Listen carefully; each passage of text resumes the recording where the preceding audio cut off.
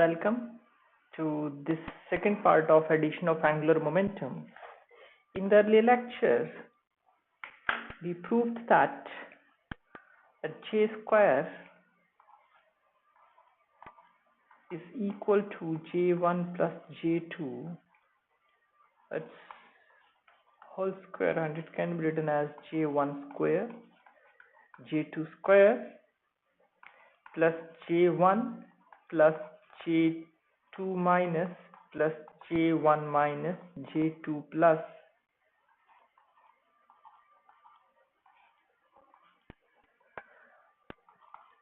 2j1z and j2z.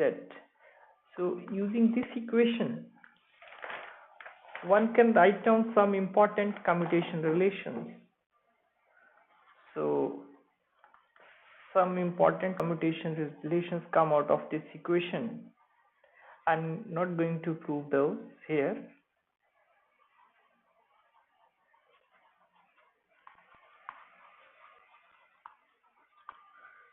So from here, we will get that j square comma j1 square, it will commute, and similarly j square and j2 square, this will also commute. That means their commutator is equal to 0. And similarly, we can say that this j square and jz, its commutator is equal to j1 square comma jz, and it must be equal to j2 square comma jz, and it will equal to 0. But j square comma j1z, it will not commute, and similarly j square and j2z, it will also not commute.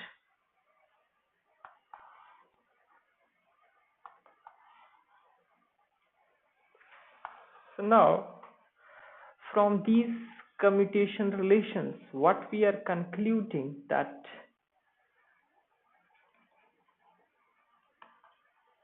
from these commutation relations, we conclude that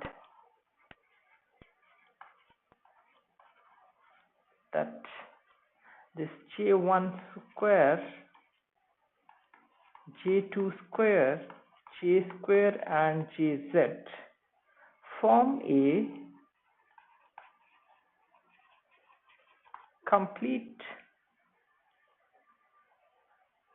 set of commuting operators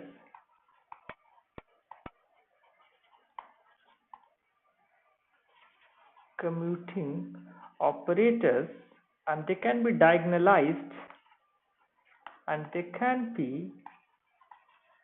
diagonalized, by same state.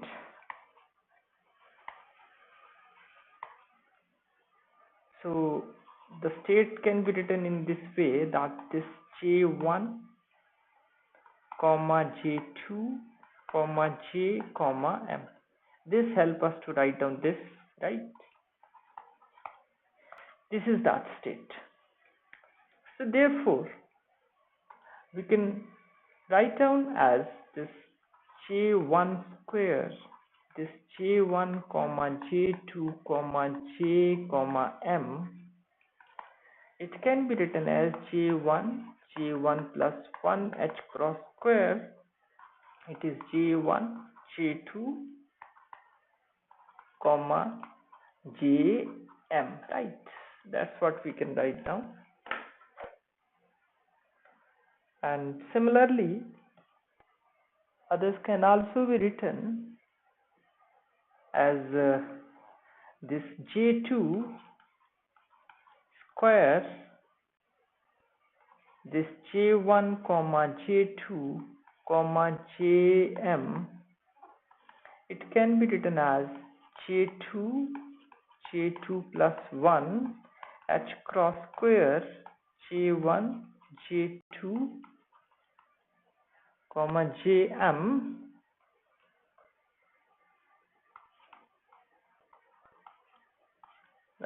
So it can be written in this way.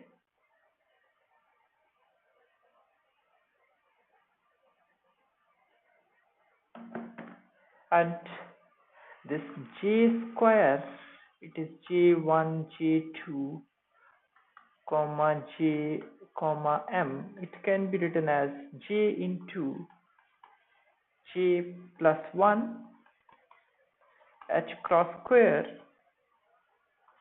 It is j1, comma j2, comma j, comma m, and jz j1, comma j2, comma j, comma m, and it can be written as mh cross.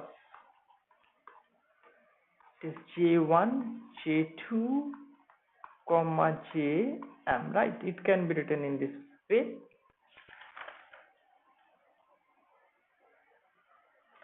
Now, for every j,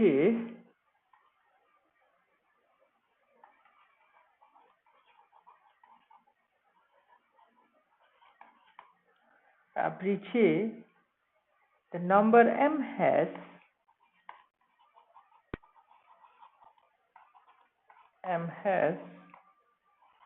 2j plus 1 allowed values,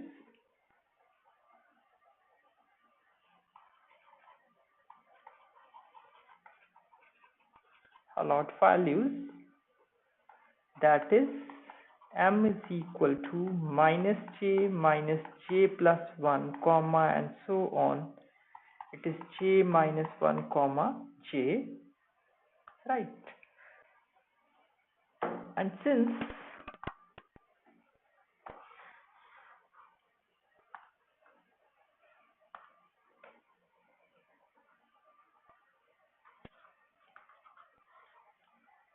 j1 and j2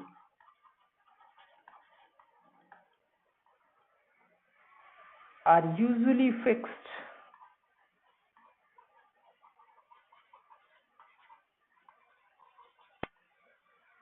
and we will be using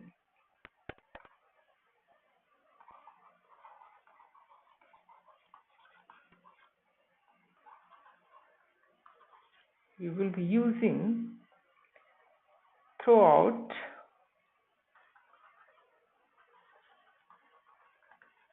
the rest of the chapter or rest of the lectures, the shorthand notation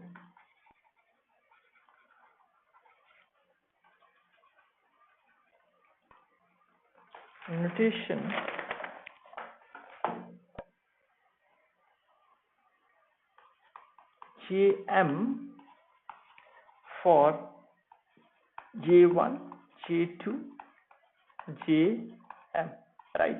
Means these are fixed, so that's why this whole notation can be expressed in this way,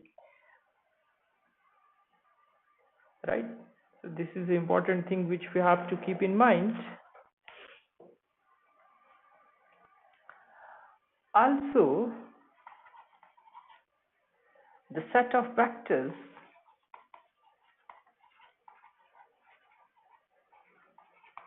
jm form a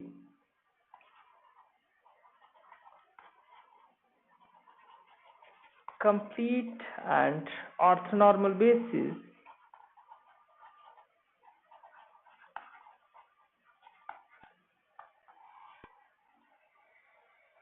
that is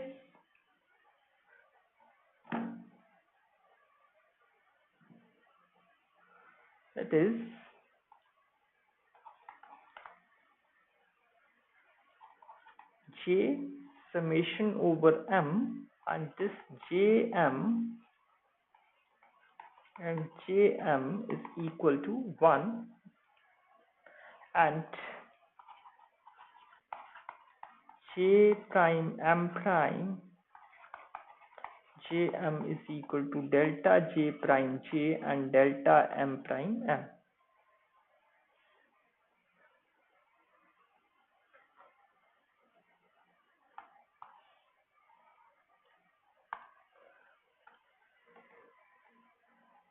Now the space where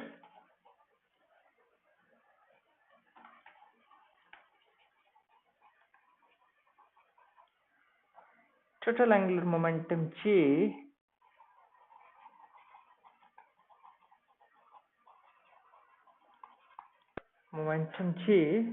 operates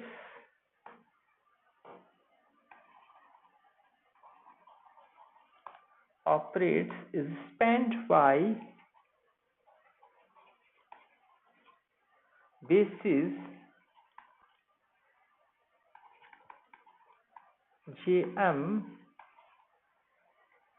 This is known as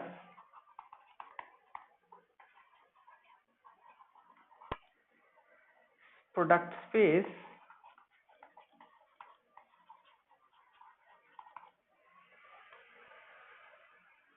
It is important to know that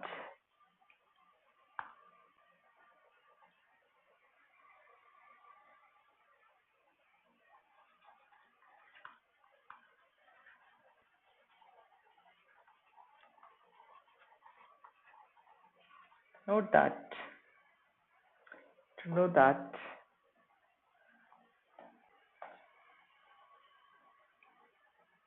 important to note that this space is same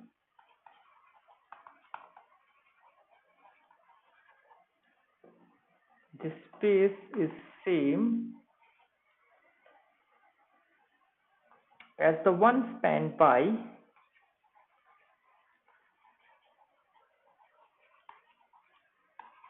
J1, J2, M1, M2.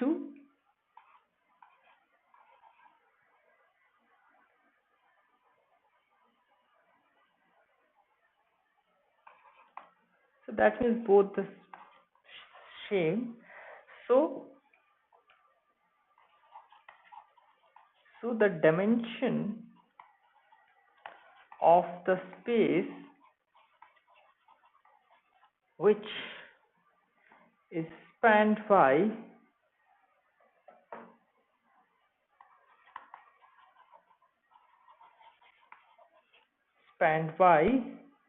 the basis Jm is also equal to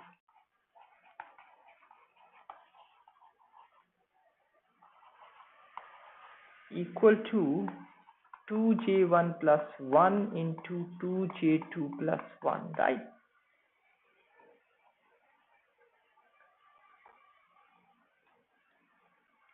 So that means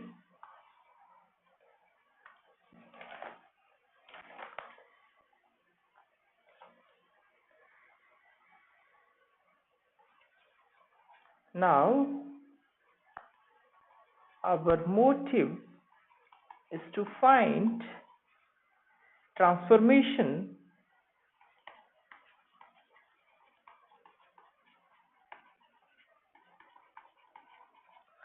that connects the bases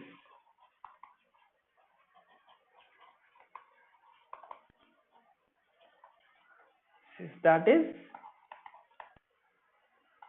J1, J2, M1, M2.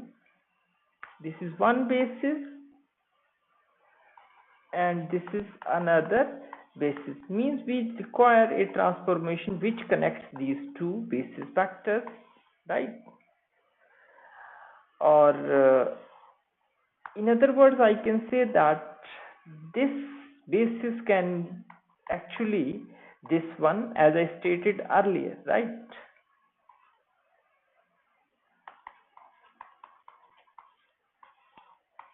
Right. So we require, and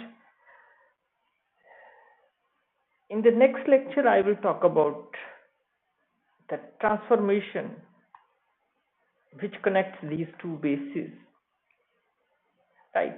And that is basically a transformation matrix. So I will talk about that transformation matrix in the next lecture. So thanks for watching this